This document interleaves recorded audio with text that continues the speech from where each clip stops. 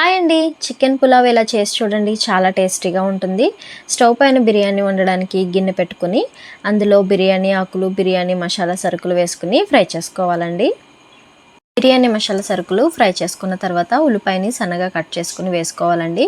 ఉల్లిపాయని లైట్గా ఫ్రై చేసుకున్న తర్వాత టమాటాలను కూడా సన్నగా కట్ చేసుకుని 4-5 పచ్చిమిర్చి వేసుకుని ఫ్రై చేసుకోవాలండి. ఉల్లిపాయ టమాటా బాగా ఫ్రై అయిన తర్వాత చికెన్ వేసుకోవాలండి.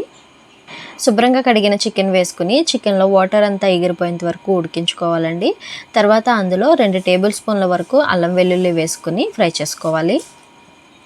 చికెన్ని డైరెక్ట్గా ఇలా అయినా వేసుకోవచ్చండి, లేదంటే మ్యారినేట్ చేసి వేసుకున్నా పర్వాలేదు. అందులోనే కొంచెం పసుపు, రుచికి సరిపడా ఉప్పు, 2 టేబుల్ స్పూన్ల వరకు బిర్యానీ మసాలా వేసుకుని బాగా కలుపుకుంటూ ఫ్రై చేసుకోవాలి. చికెన్కి మసాలా ఉప్పు బాగా పట్టేలాగా ఫ్రై చేసుకోవాలండి. తర్వాత 1/2 టీ స్పూన్ కారం వేసుకుని ఒక చెక్క నిమ్మకాయ రసం పిండుకొని మరొకసారి బాగా కలుపుకుని మరొక 2 నిమిషాలు ఉడికించుకోవాలి. నేను నార్మల్ రైస్తో పులావ్ చేస్తున్నానండి, అందుకని ఒక గ్లాస్ బియ్యానికి 2 గ్లాసులు వాటర్ వేసుకోవాలి.